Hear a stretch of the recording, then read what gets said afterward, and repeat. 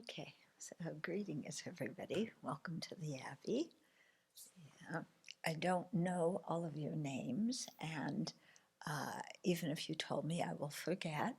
So slowly, I will learn your names. Okay.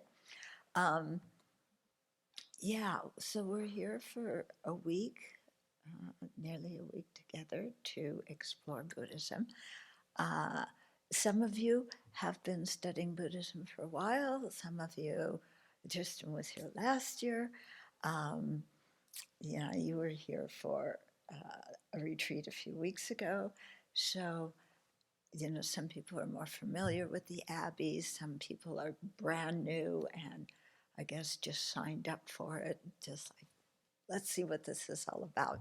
That's how I actually encountered Buddhism. I was a teacher and I had summer vacation free and I signed up for a retreat and the rest is history. Um, yeah, but yeah, so we'll have teachings in the morning and then followed by discussion. So the teachings, I don't have a schedule of what to talk about when, because I want to hear from all of you what you're interested in, yeah, and what you want to talk about, and then the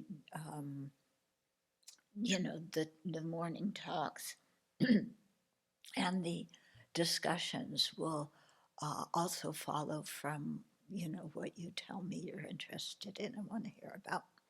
Okay, and even though people may be at different levels, I don't know what levels. It's not such a good word.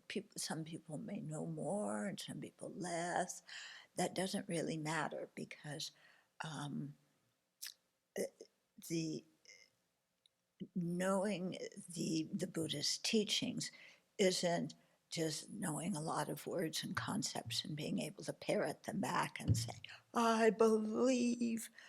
That's not what we're about, and especially when we come to the discussions, it's going to be about looking inside and seeing how we relate to different things and learning to talk about those and express how we feel. Yeah. Um, when when we do the discussion groups, some of them people it may be quite personal, but you can say what you want, don't say what you don't want, but everything that we talk about, let's keep confidential, okay, so that people can feel free to say what they want to say and know that nobody's going to go out and write a letter to New York Times about what you said or any other such, thing, but to really cherish the group energy that we create ourselves uh, and the sharing that we do. Yeah. I know there's probably a lot of things that you don't understand or don't know about. That's great. Ask as many questions as you want. Don't be afraid to ask questions because asking questions is how you learn. Yeah, so quite important to do that. Don't feel like, oh, if I ask a question, everybody's going to think I'm really stupid. Actually, that's in Buddhism, when you ask questions, people think that you've been studying and you know something. Yeah, because if you don't know something, you can't really ask a question. So don't be afraid to ask. In terms of like bowing and things like that, um, it's good to understand why you're doing it. Did they explain that yesterday? Yeah, and the visualization for how to do the prostrations and what you're thinking. Okay, so yeah, but do that if you're comfortable. Don't do it if you're not comfortable doing it.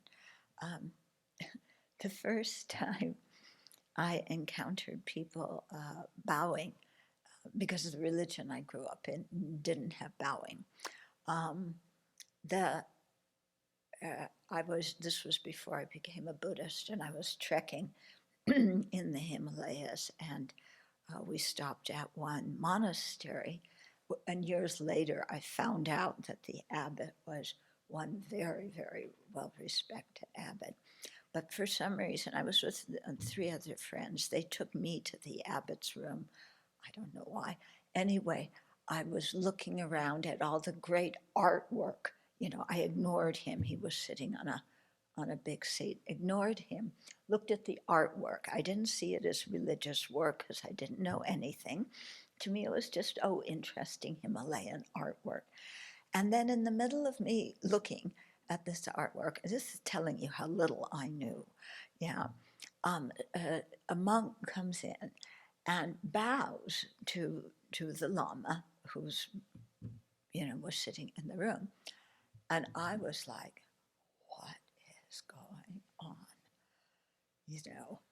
You're bowing to a human being." I just was like horrified. Because in America, what do you bow to? Your phone, your credit card, and and the refrigerator. That's what we bow to in this country. But they were bowing to something else. I didn't know what. So yeah, it was years later when I actually went to a Buddhist course that I heard what was going on. At first, I didn't bow. I'm the kind of person I want to understand what I'm doing first before I do it. And so once they, uh, told us why we bow and how to think when you're bowing, then I said, oh, that would be good for me. I'm going to do that. Yeah. So same thing, with you. Don't feel pressured and ask questions. Okay. So, you have some ideas about what you want to talk about? I know something I could say right off the bat, but you may have some ideas. Good. Yeah, good question. Okay. So first of all, the bowing. Yeah. Um, we do it for several reasons. One is to show respect to the qualities of the enlightened one. A second one is to acknowledge that I'm not a know-it-all. Yeah, that I've come here to learn, that other people know more than me, and uh, I'm acknowledging that. Okay. Another reason is to help us purify negativities that we've created in the past. Yeah.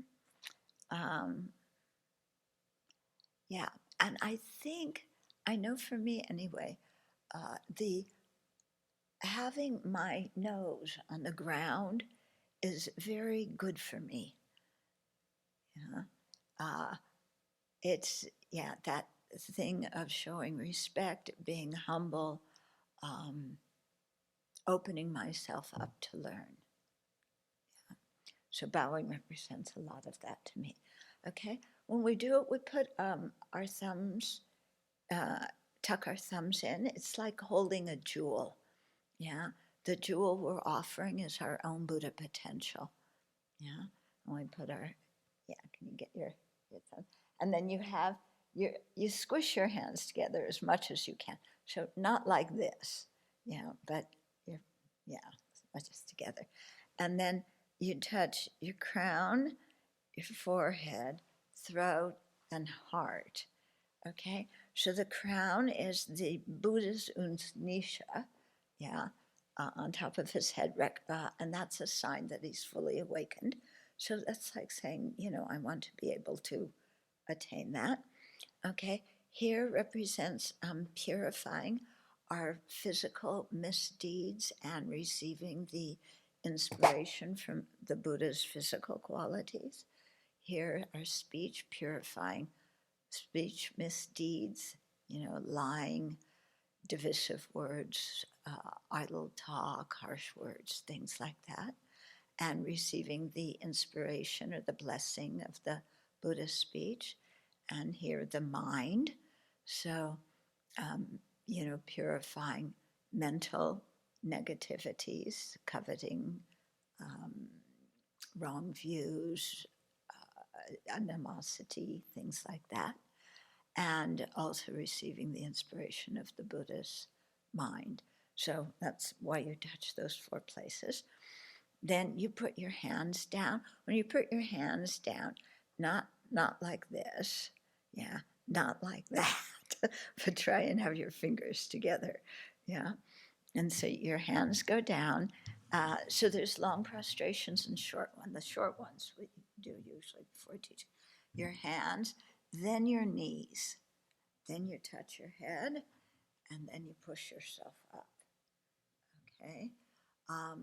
So some people, the tendency is you go down and you put your knees down first, and then your hands. You're going to hurt your knees.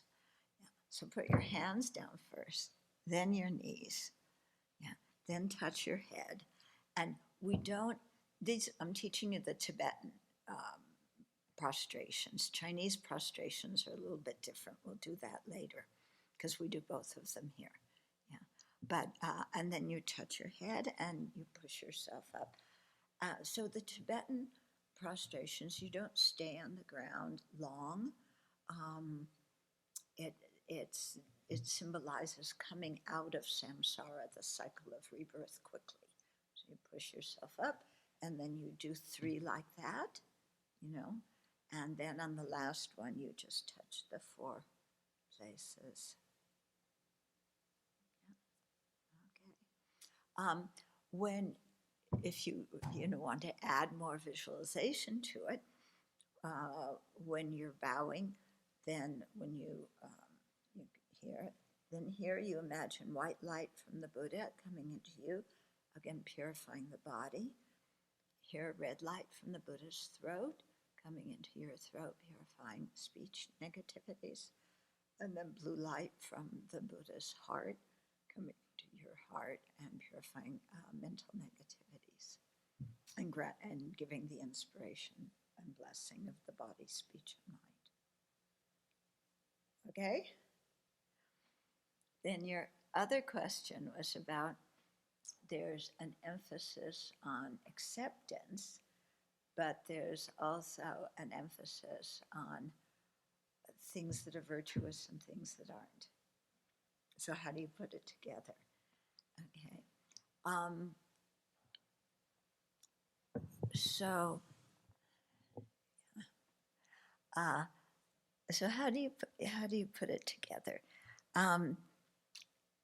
We learn ethical conduct, yeah, and the benefits of having our own ethical values clear in our own mind, and then trying to live by them. Yeah, that's a really important thing, I think, in our lives. And so, the ethical conduct is really important for having a happy mind, actually, because when we act against our own ethical values, then I don't know about you, but I don't feel so good about myself.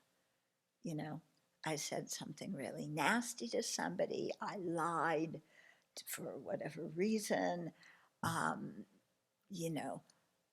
I may have put somebody in their place and won the argument and covered something up I didn't want people to know about, but inside I don't feel good about myself when I don't meet, my own standards, my own values, okay? So we try and live an ethical life, not only for our own feeling of well-being and our ability to like ourselves and become our own friends, yeah, but we also do it to avoid harming others and to avoid creating what we call negative karma, negative actions that leave a residual energy in our mind stream that then ripens in terms of what we experience later on in this life or in future lives. Okay, So there's a reason for ethical conduct, and it's not just the Buddha said, thou shalt not do this, or else. Um, there's none of that in Buddhism.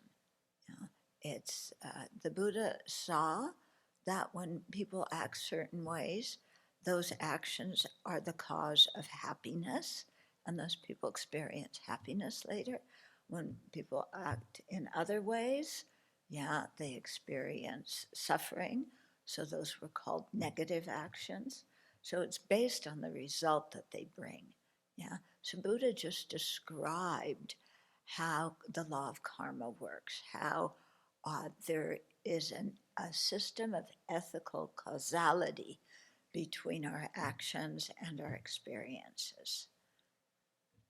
Yeah, that's the ethical side. Now, acceptance.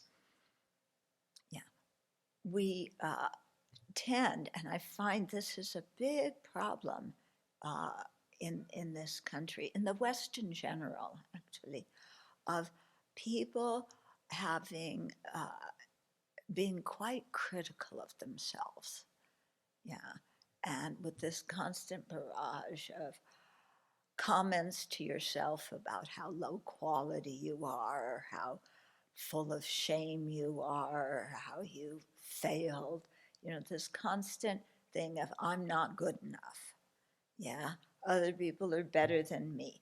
My parents expect such and such, and I'm not meeting up to it. My teachers expect this and that. I'm not meeting up to that. I, I, I lied to somebody, and so I'm a lousy person. I shouted and screamed at somebody. I'm a horrible person. What's wrong with me? Nobody loves me. No wonder nobody loves me. I'm such a failure. Okay, I can see some of you know what I'm talking about. Yeah, we have this constant kind of garbage chatter going on in our mind. So where acceptance comes in is to stop comparing ourselves to other people, stop comparing ourselves to some impossibly high standard that we've dreamt up. Stop thinking that if we don't meet other people's expectations, that we failed. Okay? Because the thing is, we can only do what we can do, isn't it? You know, you can only do what you can do. And so one of my teachers had a little pithy saying. He used to call everybody dear. So people would come to him and, Lama, this is wrong, and I failed this, and and he would say, good enough, dear. What do you mean good enough? I'm not good enough. Yeah, my parents think I should have graduated 10 years ago when I was 12 years old. And, I didn't know calculus at 12 years old. And so I didn't graduate college at 12, and I failed my parents. And, I make extreme examples sometimes. Some of them are not so extreme. But, and then we just go like, my whole life is useless. And and why, It's like we can do what we're capable of doing. We are not Buddhas. We are not perfect human beings. Anyway, I don't know what perfect means. Okay. The closest definition I've come to perfect, okay, how I think when I think other people are perfect, what's the criteria? They do what I want them to do when I want them to do it. Yeah, that makes somebody perfect. Yeah.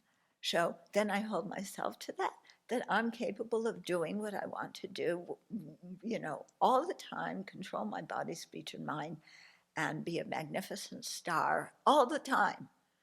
And if I'm anything less than that, I'm a disaster for life. So to to say, hey, that's kind of, your definition of perfect is a little bit weird. It's a little bit self-centered. It's a little bit, just a little bit, maybe a whole lot, exaggerated. Why do we expect ourselves to, just be these perfect sentient beings? We're ordinary beings. We have good qualities. We have to acknowledge that, but without being arrogant. We have bad qualities. We acknowledge that without getting down on ourselves.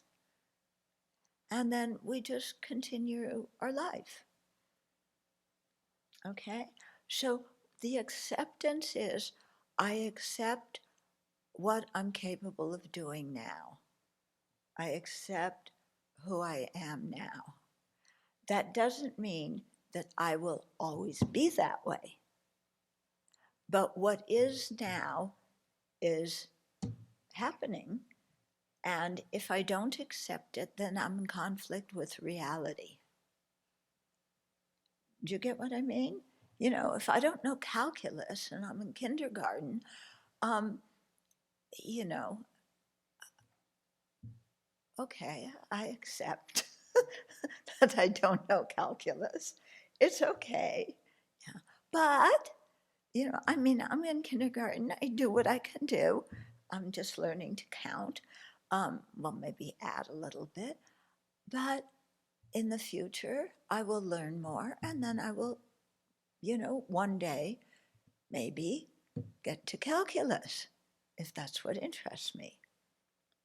Okay, so it's an acceptance of what we are now and knowing that we can improve in the future.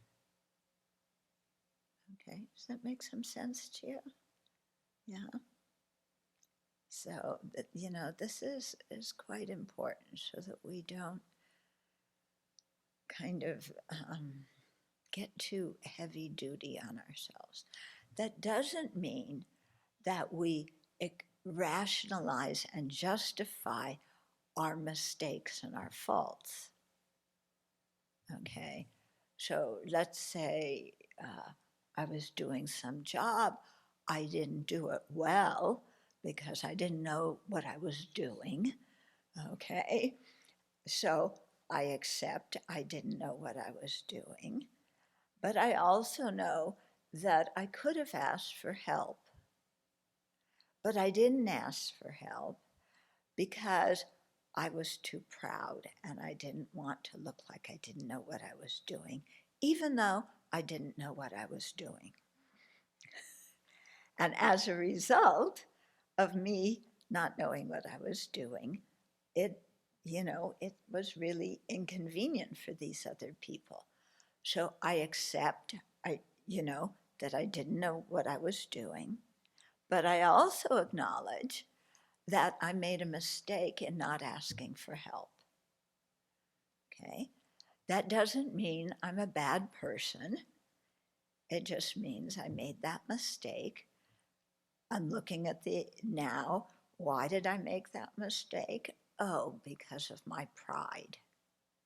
Yeah.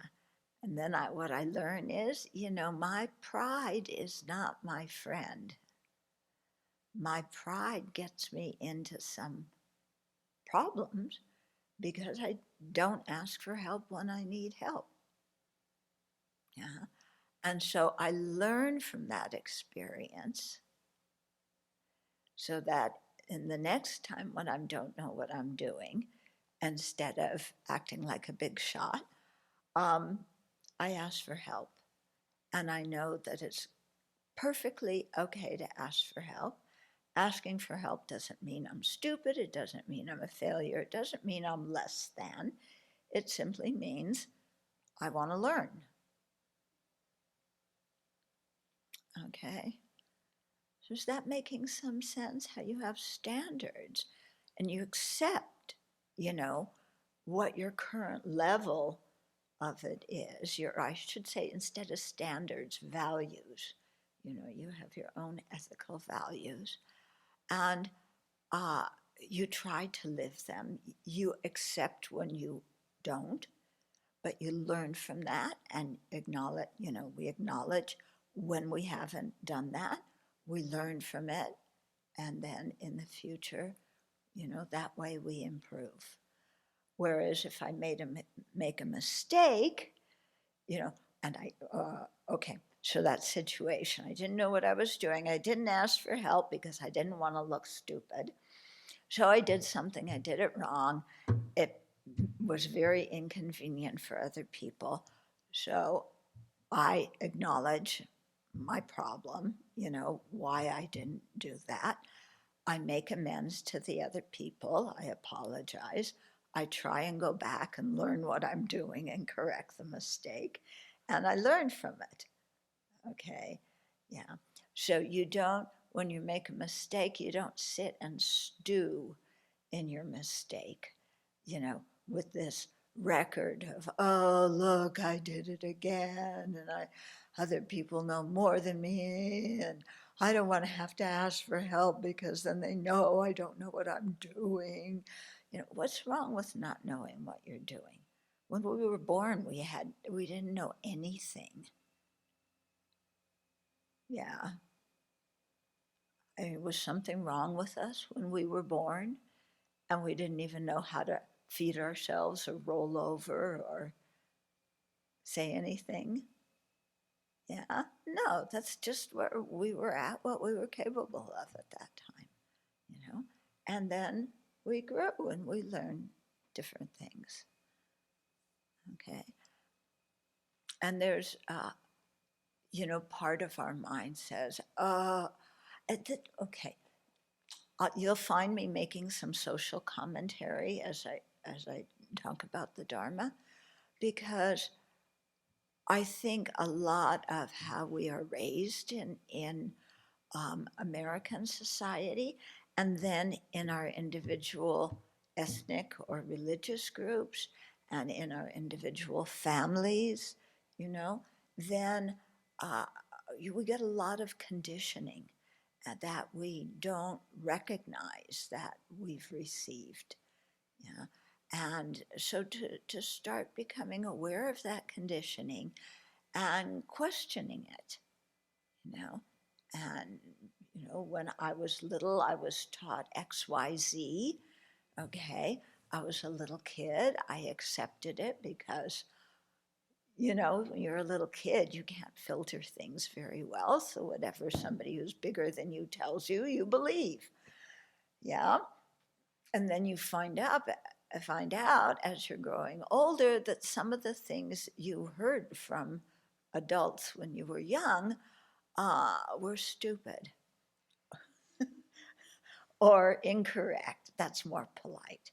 They were incorrect. But some of them were downright stupid, some of the things we learned as kids.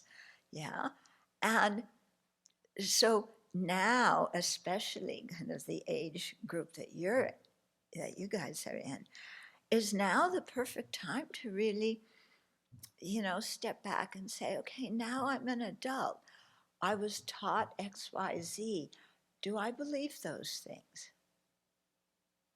What I was taught, is that a good ethical code, a good moral code? Or,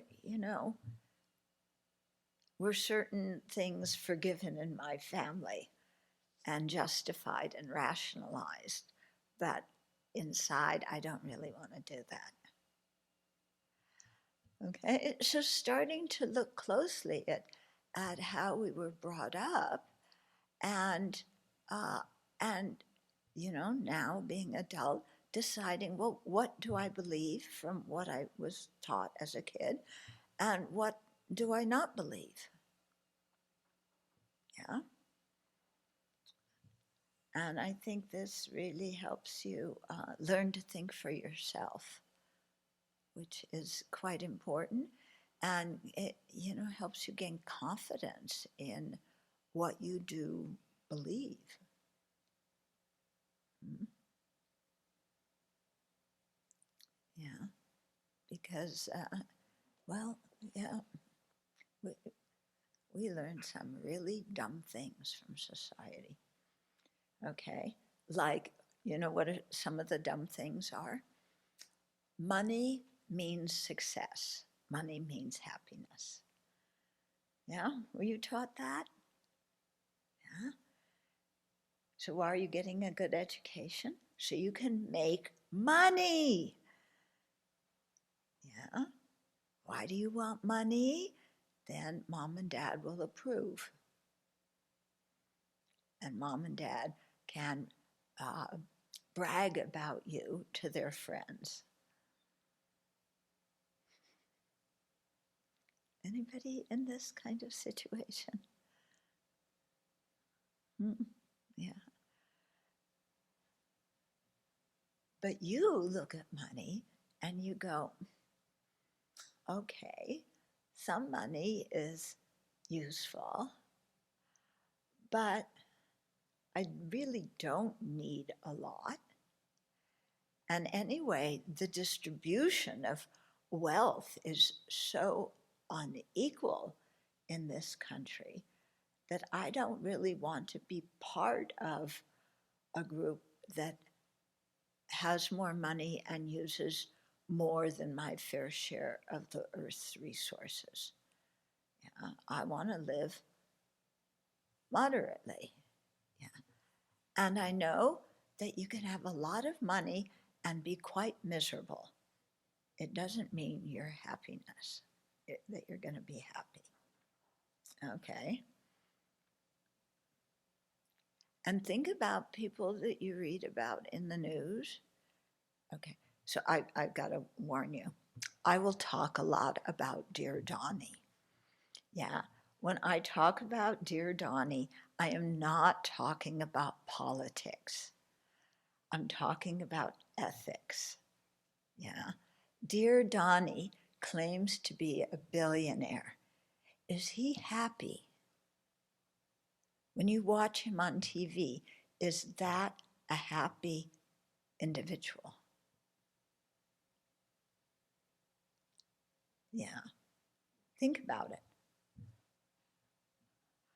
This whole thing is a big hoax.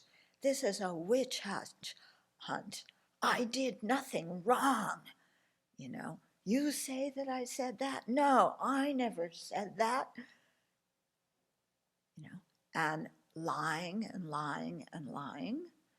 Yeah. Is he happy?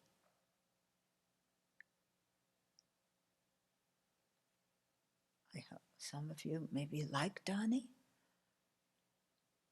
I mean, to just use him because he's such a good example.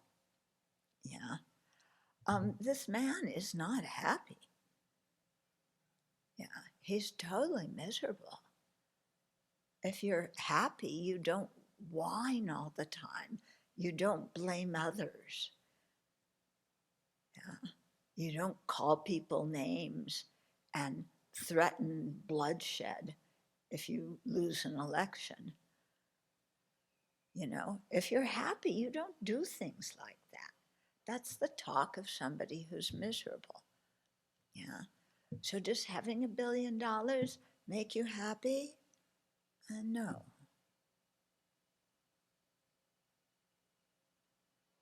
Uh, so, you know, why do I think I need to be really rich? No. What do I actually need? What don't I need? And how am I going to put myself in a country where wealth is unequally distributed? Yeah. Do I want to be part of the upper 1% or even upper 10%? You know, when you're very wealthy, you have a lot of new problems. Okay. Yeah. So, I mean, you have a lot of new problems if you're wealthy. You think about it. Then all of a sudden, you have all these relatives who need a loan. Relatives you didn't even know you had. But when they found out you're wealthy, then they turn up, they need to borrow some money. But aside from that, Okay. Uh, when you're really wealthy, you lose your freedom. Yeah. You can't just be a regular person who blends into the crowd and can go where you want to go. Many years ago, um, Bill Gates's best friend was dying of cancer, and he and his wife were Buddhists, the friend. And so I was asked to come and help their family while he was dying. Yeah. And then uh, the memorial service was held at the Gateses' estate, outside of Seattle. So, I went into the Gateses', estate, the whole big thing. Yeah. I led the memorial service. It was really touching. The family had a very good outlook. But that's another story. Anyway, when I left there, I went back to where I live and I took a walk. And I thought, wow, I am so fortunate. I can take a walk in the park. Yeah. Bill and Melinda cannot take a walk in the park. Their kids cannot go in the park and play with other kids. Yeah, their kids cannot play in the middle of the street like I used to play with my friends. Yeah, their kids need bodyguards all the time. Because can you imagine if somebody kidnapped one of the Gates's kids, how much, they'd ask for ransom? So, they had all this money, but they couldn't enjoy something simple like I do of just taking a walk and being nobody. Yeah, nobody coming up and saying, "Oh, you're famous. Can I have your signature?" Da da da da da. Or needing a bodyguard or whatever. So, really thinking about what you learned and is it true? What kind of person do you want to be? So we appreciate what our parents did for us. I mean, they did so much. And we also learn to think and evaluate things for ourselves. Mm-hmm. Okay, that was a long answer to your question. I go on tangents. So yeah, for analytic meditation, how would you do that on your own? Like, what topics would you be thinking about? Okay, so how to do it on your own? You would probably, you could go through the same points that you went through when somebody led you in that meditation. And then as you listen to more teachings and as you read more, you can make up an outline based on the teachings you hear or on what you read. So you make up your own outline, yeah? And then when you sit, you contemplate your first point, then the second point, and so on, and try and come to a good conclusion, yeah? Does that make some sense to you? Okay. Yeah. Mm-hmm.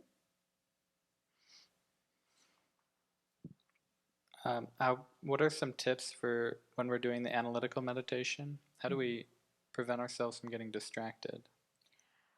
You stay on the topic you're thinking about. It's, yeah, you bring your mind back. Your mind goes off to something, yeah. Then first thing you check is, oh, the thing my mind went off to, does it relate to the topic I'm meditating on?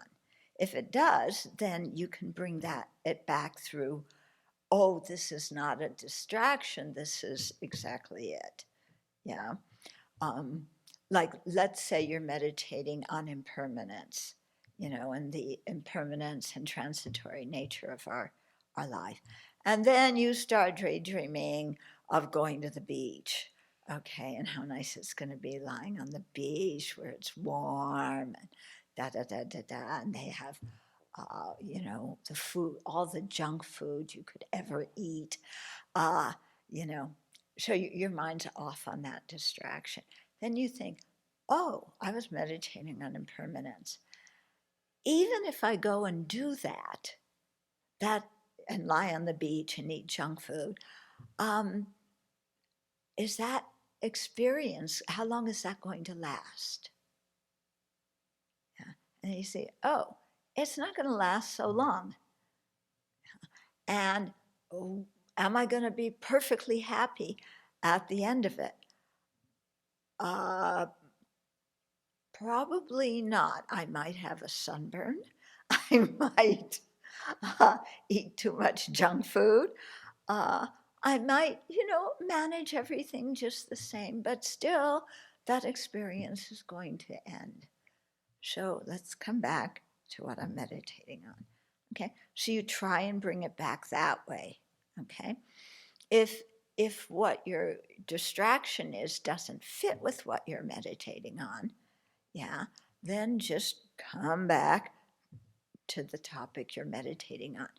And so when you're doing the analytic meditation, one thing is you want to understand the topic, okay? So to gain some kind of conceptual understanding of it. And this and is important. Then you want to apply that topic to your life and how you live, what you think, what you think is important. Okay. So that it's by applying it to your own life that then it becomes really meaningful. Okay. Yeah. Okay. So if you want to give me some examples, I can, go through that. Um, I'm just thinking of a few days ago when I was trying to meditate, do an analytical meditation on precious human birth, and I just, I would be on the topic for a few seconds, and then I'd get off. I'd come back for a few seconds, then I'd get off, and I ended up getting frustrated. Yeah. It's natural that, you're on something and you get distracted. That's totally natural. So no need to get frustrated. If you keep getting frustrated and that the frustration becomes an obstacle, then spend some time and ask yourself, why do I get frustrated?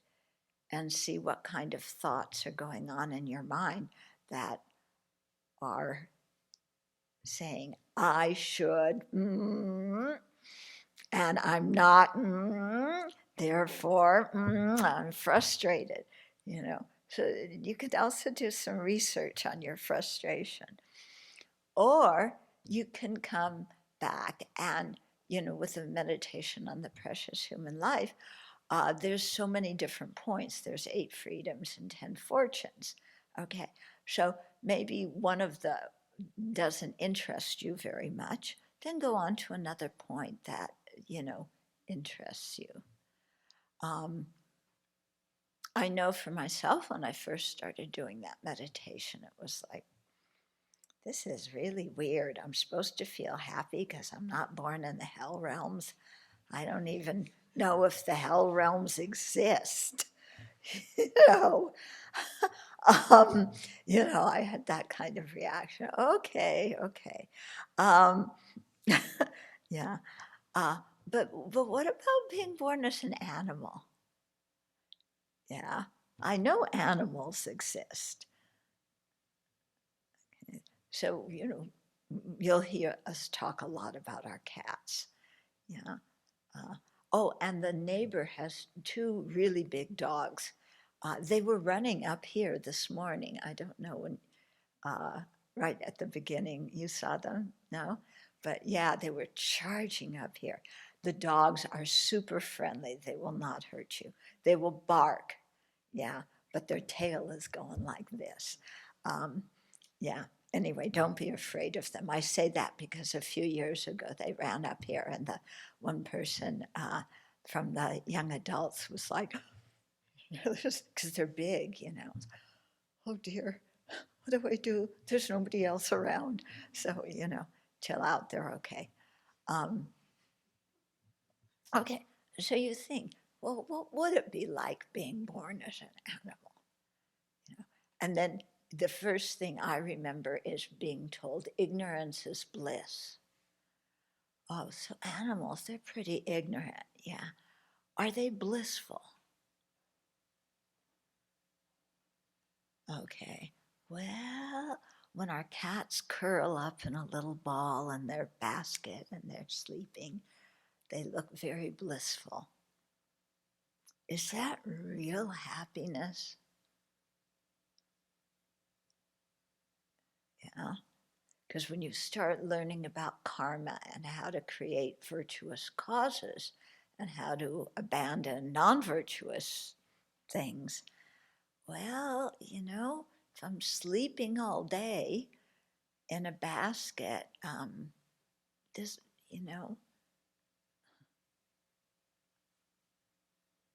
animals still have the Buddha nature.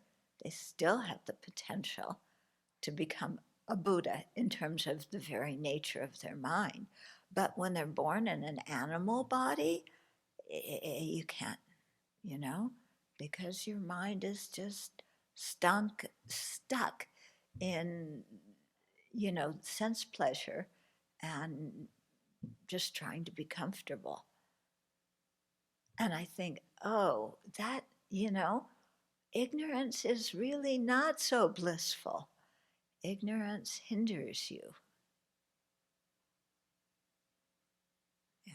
Would I want to have a mentality like one of our cats? They're really sweet cats. Yeah. But you try and teach them not to run after mice and moles and voles and not to kill them because other living beings want to live just as much as they do. And we explain that to our cats, and they look at us, no comprehension. Yeah. Do I want to be like that? Well, no. I'm actually glad that I have a human rebirth because with human intelligence, I can do things and, uh, create the causes for happiness, abandon the causes for unhappiness, do purification, be a benefit to other living beings, serve society. I can do so much. Wow, I am fortunate to be born as a human being, with who has encountered the Buddhist teachings. Okay, so you put yourself in the shoes of the animal and imagine that that's all your mind was capable of thinking about was your own comfort and food. Yeah? It's like, oh, no, that's not real happiness. Okay? So like that. To learn how to use the microphone. Yeah. No, to build on some of the previous conversation, especially about acceptance versus right and wrong, the answer you originally gave involved a lot of what to do inside yourself. Yeah. But we do live in a world with other people, and especially like how to not tolerate misbehavior that harms others, and yet also be accepting and that kind of thing, because I think we can all think of examples where you have definitely got to stop the misbehavior, if not for yourself, then for other people.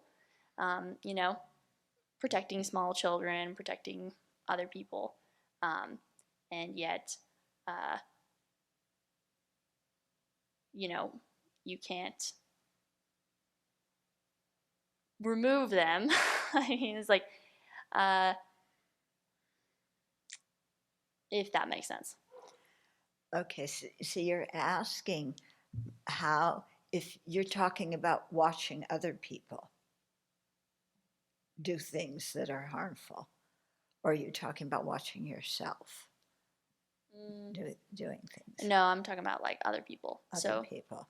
Okay, yeah. so there's somebody who's behaving abominably, yeah, harming other people. So how does acceptance fit in, and yet still holding that person accountable? Yeah. Okay. You can still look and see that if somebody's doing something harmful, okay, they have to be accountable. Yeah. That doesn't mean I'm holding you accountable. Yeah, and you're in big trouble and you're going to hell, even though I don't believe it exists, or whatever it is. It doesn't mean that that's holding people accountable. It's helping people realize when they've made a mistake. And you do that out of compassion to help them, not with a wish to punish and want them to suffer. Okay. How do you accept it? Okay. So let me use Donnie's situation again. I used to use Rodney King, but I've switched to Donnie because I don't know. Do you people know Rodney King? Yeah, I didn't think so. Okay. So, yeah. So Donnie, yeah. Now, he lies a lot. Would you agree that he lies a lot? Yeah. Okay. So if I grew up in his family, yeah, because we know that his father was really strict. His father was also kind of conniver of different things. He made it rich, but probably did some things that were not so legal. And if I grew up in that family with a father like that, with a mother who was not really affectionate, and I was pressured to um, to make a lot of money because I had an older brother who was the one who was supposed to take over the family business, but he didn't want to. Do you know the story about Donnie's older brother? Oh, okay. So he had an older brother who, was really pressured to, he was named he was the junior of the father. I forget the father's first name, but he was the junior. And so he was supposed to take over the family business. He was the eldest son. Well, he wanted to be a pilot. He didn't want to be a businessman. He wanted to fly airplanes. The father, did not approve. The father wanted him to take over this. And so he became quite depressed. And he died in his 40s, I think late 40s, maybe early 50s. I can't remember how he died, but, he was not what the family said he was supposed to be. Okay. Donnie is the second son. Yeah. Donnie was acting out. He had a lot of pressure on him, to take over once it was clear that the older son was not going to do it. But Donnie was acting out a lot, so they sent him to a military school, thinking that a military school would enforce some discipline. Yeah. Apparently, that's where he learned to be a bit of a bully. Yes, he learned that in a military school, if you were King Kong, you could bully all the other monkeys. Yeah. So, so he learned to bully. He was tall, that gives, people more force when they do things. And I think, if I grew up in that kind of environment, I might be like him. Yeah.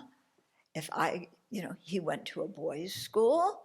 Yeah. So what do all the boys talk about? Well, that's when he had the locker room talk, you know. But that's where he also, learned to brag, to not behave well with women and to brag about conquesting women, you know.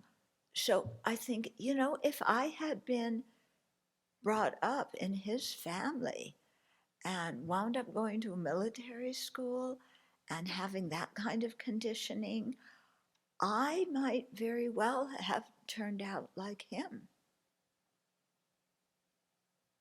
Yeah, I might very well have done that. So, how can I hate this person? How can I say he's awful, he's terrible, he's sinful, he should go to hell? I can't,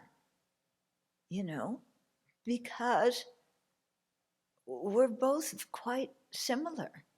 And we both want happiness. We both don't want to suffer. Yeah. If I had grown up like him, I might have acted like him because of that conditioning. So, wow, I'm quite glad that I had the family I had. We had other problems, yeah, but I can't judge him and hate him, but I can hold him responsible. And the lies and the cheating, those are not kind, those are not ethical, those harm society in many ways, and you have to be responsible for your actions. But I am not judging you as a human being and saying you are awful, you are useless, you are horrible, you're a devil or whatever. Okay, you getting what I'm saying? Can I add a follow-up? Yeah. So, to me, these are related. I'm not going to be able to fully articulate this, but I noticed when I came here that everyone's vegetarian. Awesome, cool. But and we always want to think about what the other person is thinking and feeling. So like, what do you guys think about basically the food chain and the circle of life? I mean, it's like watching a nature documentary when you see like a lion chasing the deer. Do you vote for the deer to get away so they can live, or do you vote for the mountain lion to feed her starving little cubs? Both of them want to live, but one of them has to kill the other. And like, how do you reconcile that, as being vegetarian and like I think the first principle is don't harm yourself or others. Mm-hmm. But that's part of nature in some ways, and so what do you do in that? Okay. Nature is not necessarily ethical. Yeah? We can't just say because it's part of nature, it's ethical. Yeah.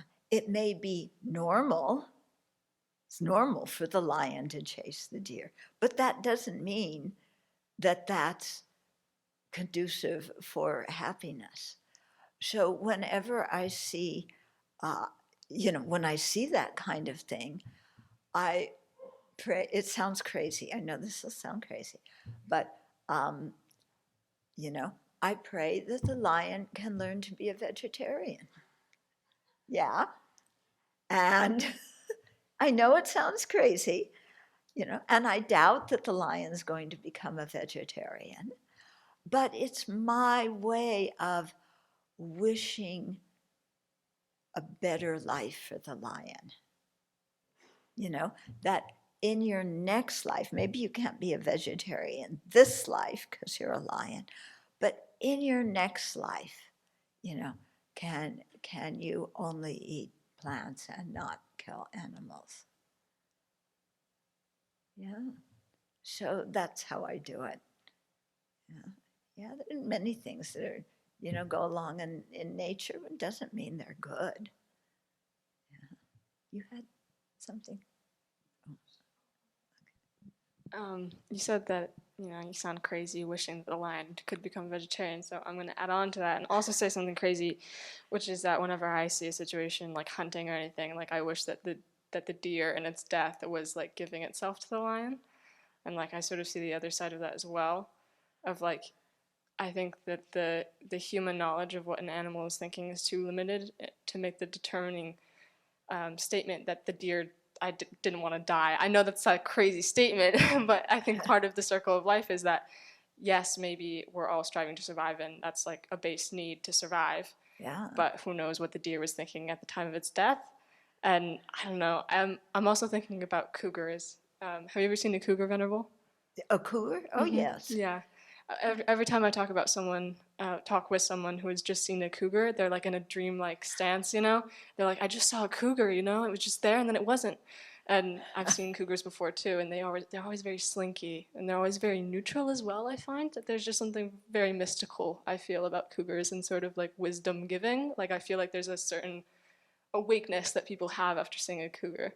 And I know this is also kind of crazy, but I feel like cougars and I suppose other animals too, if I'm including cougars, have a sort of wisdom that maybe it just isn't for humans to like fully understand or interpret. And so I'm wondering what your opinion is on animal wisdom, especially because like part of my family is native, and from that perspective, animals are wisdom givers and bestowers of knowledge that humans sometimes don't have the innate ability to completely understand. Yeah. I think animals very often have a different kind of wisdom because their lives necessitate that. I mean, the cougar knows how to stalk and kill. I don't. Okay. Um, we have lots of ravens and different kinds of birds around here. And I mean, they know how to build a nest, they know how to gather things from the environment to build a home for their young. I can't do that. For human beings, I can't even, nor can I build a bird's nest. So they have that kind of wisdom. Do they have the wisdom of the nature of reality? That I don't think. Yeah. Yeah, the nature of reality. Do they understand that? I don't even understand that. So they have their own wisdom for their own lives, but the same with human beings, Most human beings don't understand the nature of reality. Most human beings don't even care. Yeah. Nature of reality, what are you talking about? I want more money. I want to buy a yacht. I want to go on a holiday with my family. I want to go to Mexico and have some ayahuasca and some spiritual experiences. you know? So, yeah, that's the way I see them. And I also recognize that other people have other ideas and see things different than I do. I've had a couple of in our forest interactions with cougars.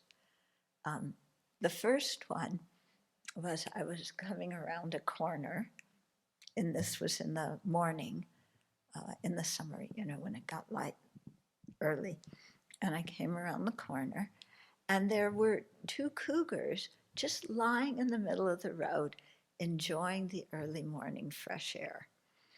And one of the cougars, if I was here, one of the cougars was there, and he was curled and he was facing the other direction, so he didn't see me. But the other cougar was lying right next to that one and looking at me and saw me as I came around the corner. And I wasn't expecting them, and they weren't expecting me. So the cougar who was looking at me, that cougar and I looked at each other for a long time. You know, we had eye contact. We looked at each other for a long time. You know, he was chilled. I was chilled. Yeah. Then the cougar who didn't see me, turned his head and saw me, and he freaked out and ran away. And the one who was looking at me then followed. Okay. But they were just lying there in the middle of the path. Yeah. Enjoying the early morning air. The second encounter I had with cougars, see, I'm getting off track, but, you know, but maybe it'll, mean something to you. My second encounter this one was at dusk, because they come out, you know, in the early morning at dawn and dusk. So again, I was walking in the forest, not too far, you know, very close in. And I turned around and I heard something, and there was a cougar. Kind of like if I was here, he was maybe where the table with the green thing is. And I wasn't facing the path. I had just come from here, so I was facing going out more, and he was in the way. I couldn't turn around and go back. So, okay. Yeah, so I picked up a big stick and I kept walking. You know, I wouldn't do anything to the cougar, but I know that, you know, you have to look big. Yeah. So I held this stick and I said there was one mantra of one Buddhist deity. So I was saying that mantra really loud. Okay. And walking in the other direction. And the cougar followed me for a while. Yeah. And then at a certain point decided not to. And so I continued. I walked around the whole loop, you know, to get back here. And yeah, that was my second experience with the cougar in the forest. So now I usually don't walk at dawn and dusk unless I'm with other people. Yeah. But yeah, I mean, I respect them. They're quite something, especially when they're lying peacefully. Okay, whoever put the hot water in here. Oh, finally I got it. Yeah. Okay, so this question kind of ties into the opposite end of what Bree was talking about accepting like misbehavior in other people. How does one reconcile like their own prior non-virtuous actions? How do you reconcile your own prior non-virtuous actions? You own them. You say, yes, I did that. Yeah, it's not something I feel good about. Yeah, I wish I hadn't done that. And I'm going to make a determination to avoid that kind of action in the future. And in Buddhism, we have what's called the four opponent powers, and these are purification powers that help you purify previous non-virtue. So the first one is regret. You know, I'm sorry I did that. That was, you know, I say to myself, I'm not afraid to say it, that was a dumb thing to do. Yeah, because it was dumb. Yeah, I can see, you know, I try not to justify and rationalize and say, well, yes, any normal person would have done that because, and it wasn't really so bad, and I did it for the other person's benefit, and, they will forget it. It was nothing. I try not to do that. Yeah. Because you can spend your whole lifetime justifying, and you don't feel good about yourself. And at the end of the day, it doesn't matter whether people praise me or criticize me. What matters is, am I my own friend? Do I feel good about what I've done? Okay. So I say, no, I regret that. Okay. Now, something important. There's a big difference between regret and guilt.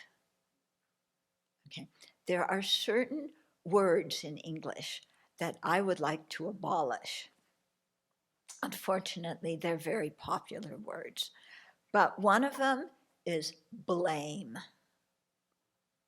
Yeah, I think we should abolish the word blame and not blame other people and not blame ourselves. Yeah, I'll explain in a minute why I don't like blame. I also don't like the word sin. I think we should abolish that one.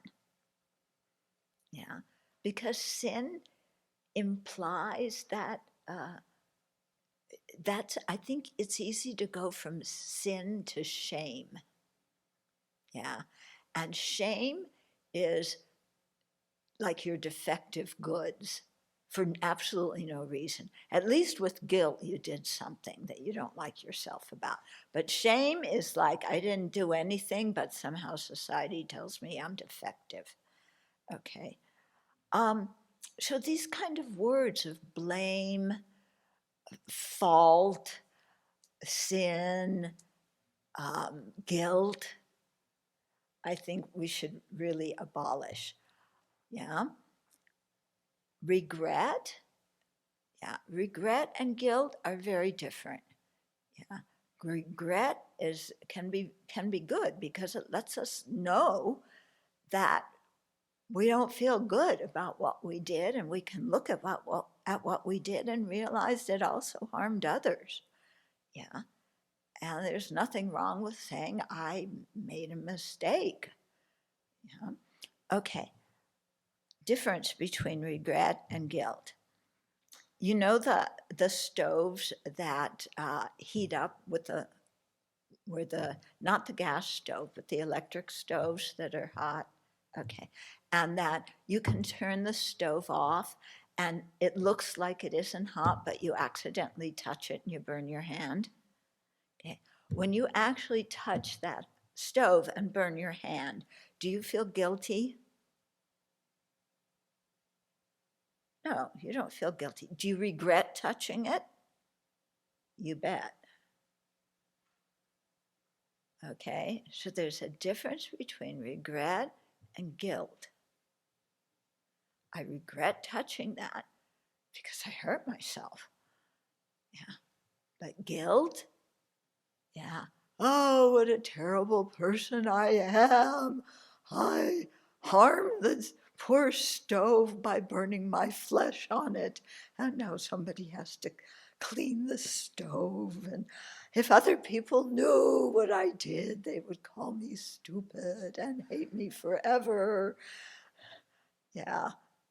No, I made a mistake.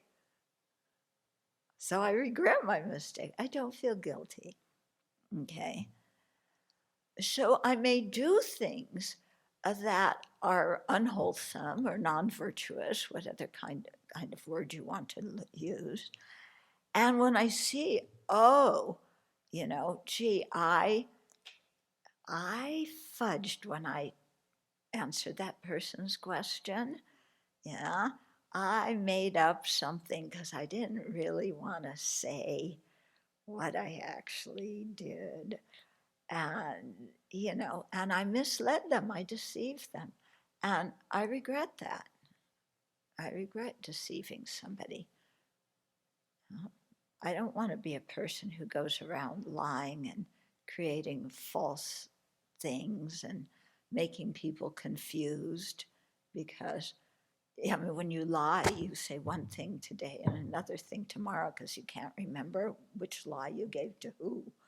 Okay, you get very confused. So, okay, I regret that I did that. Yeah, First one, regret.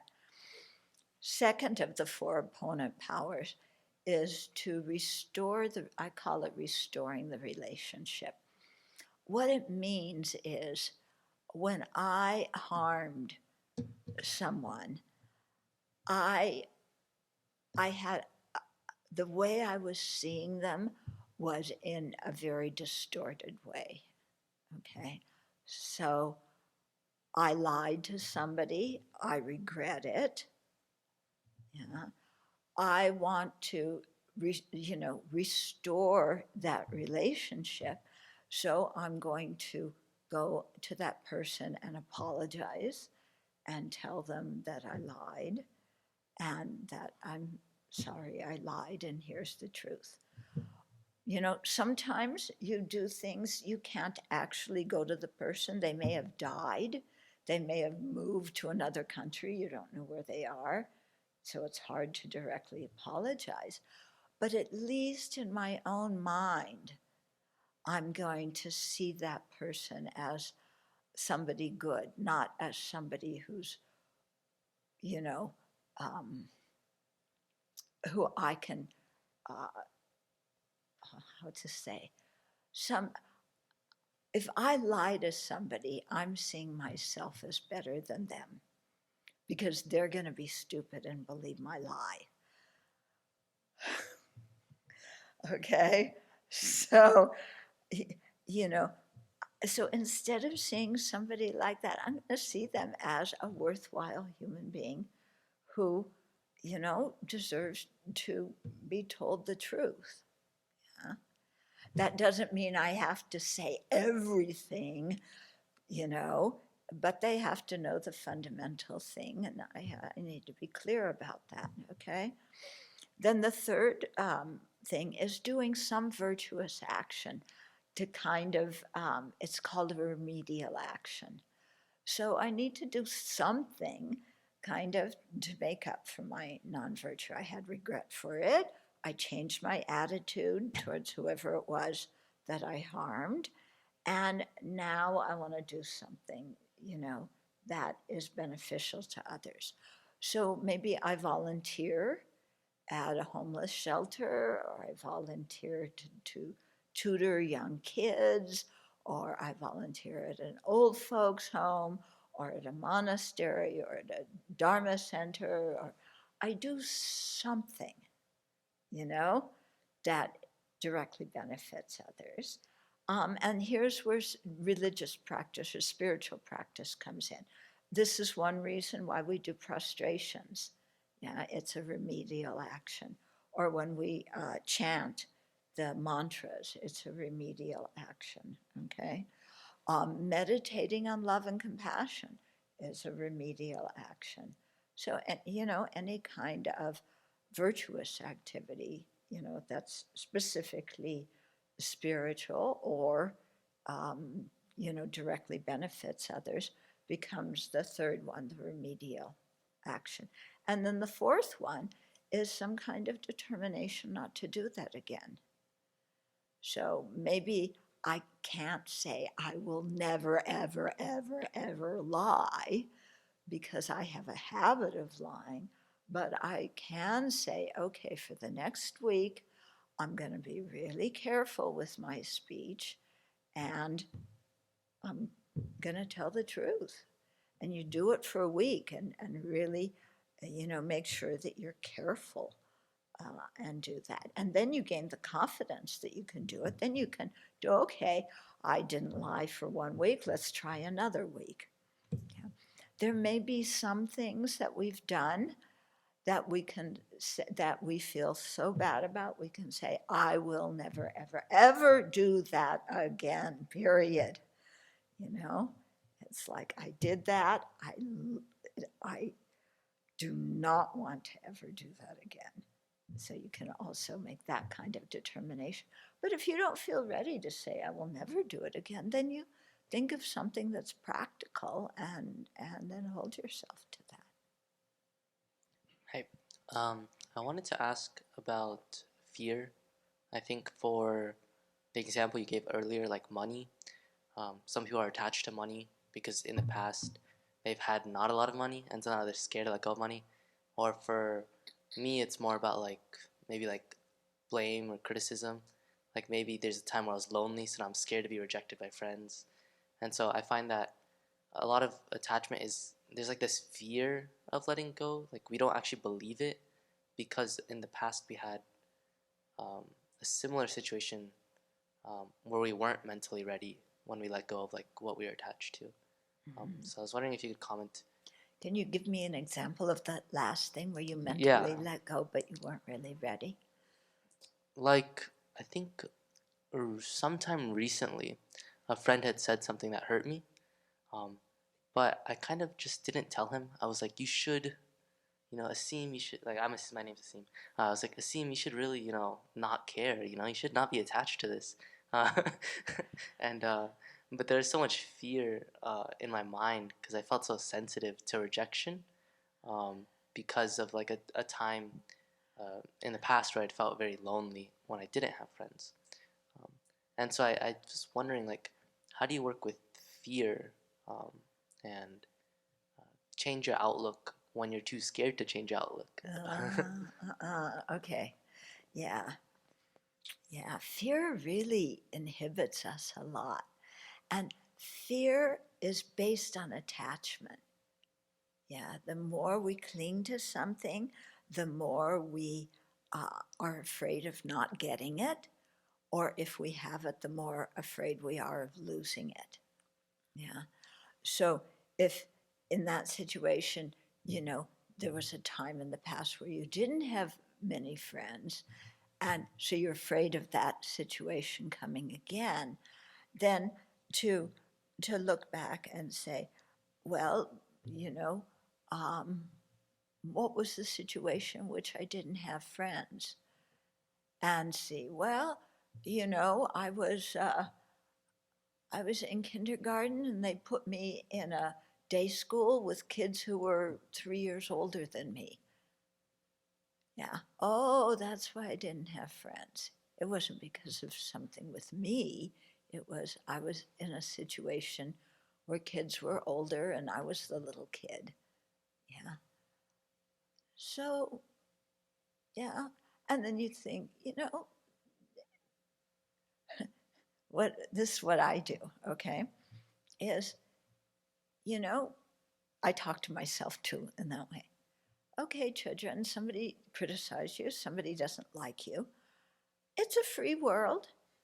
I give permission to people not to like me. Yeah. Because where am I going to go on this planet where everybody's going to like me? Where can I go? Can you think of anywhere where you can go where every single person around you is going to think you're fabulous? It's like, come on, that's not going to happen. Yeah. Just because people don't like me, or just because I don't have friends, doesn't mean there's something wrong with me. It just means, I'm not in sync with that person at this moment. But what's interesting is there can be people that you don't get along with, or people you think don't like you. But if you meet them in a different situation, you wind up being friends. Okay, so let me give you a few examples. Um, when you're traveling in India, yeah, as a foreigner, it's always best to travel with somebody else because if you go on public transportation, there's a lot of people, and your stuff could easily get lost or it could get stolen. We've had Venerable Sangye Kadro, the other senior nun here. We were traveling once together on a train together, and some people came in the compartment and were saying, oh, this is our compartment, our compartment. They kind of stirred everything up, and finally we took out our tickets and no, we're here, and they left, and her bag was gone. And we figured that in all the commotion that what they did, it was a whole setup to distract us, and meanwhile one of the people took her bag. Okay, so how did I get off on that? Um, so, yeah, because when you travel, it's good to have companions so that you can help protect each other's stuff. Okay, so there may be people that if you meet them in a chai shop, uh, it's just, oh, this is just some other person, and I don't like the way they're acting or whatever. But when you're in the train station and there's only two of you foreigners on that train car, you sit next to each other and you become friends and you help each other. Yeah, that's just kind of how travelers do it. So you wind up seeing, oh, nobody is a permanent stranger or a permanent friend or a permanent enemy. You just change situations. And the people that you didn't get along with before, now, you can be friends with. Okay. And, okay, so I was telling you how I think. I just say, it's a free world. Somebody may not like me. That's okay. Yeah. I give them permission not to like me. Oh, how magnanimous I am. But I realize how self-centered I am because I have rules of the universe, and one of them is everybody has to like me. So if you don't like me, what's wrong with you? Yeah, nothing wrong. We just, that person wants to do this, I want to do that. It doesn't, it's not a big deal. Yeah, yeah, yeah. Well, you know what's really self-centered? Guilt. Yeah. Now, see, here's another wrong conception we have. We think that the guiltier you feel, the more you're purifying for your mistake. So the worse you feel, oh, I told that person off. I screamed at them. I really hurt their feelings. Oh, I'm so terrible. I feel so guilty. They've been kind to me, and then I was like this. Oh, what a horrible person I am. I'm so okay, you know the story, right? And you go on and on and on and on with all this self-talk about what a horrible person I am. So you feel guilty. Okay. Who's the star of the show when you feel guilty? Me. When I feel guilty, it's all about me. Yeah. Because if I can't be the best, I am going to be the worst. And I am the worst. Look what I did. No wonder nobody likes me. I'm going to be hopeless. I'm never going to get any better. If people only know this and that about me, they would never even go near me. And come on. It's all about me, I, my, and mine. Pretty self-centered, huh?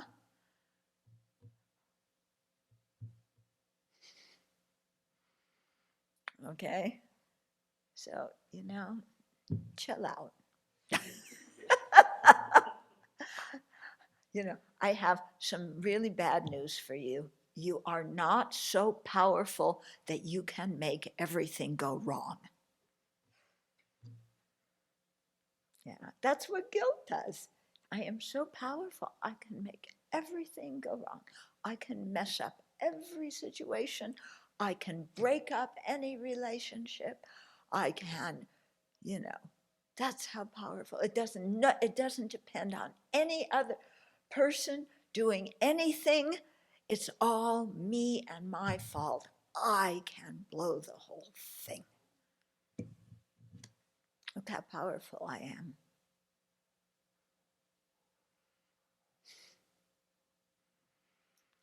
Yeah, pretty egocentric, isn't it? Sorry, you're not that powerful. I can't make everything go wrong. And you can't either.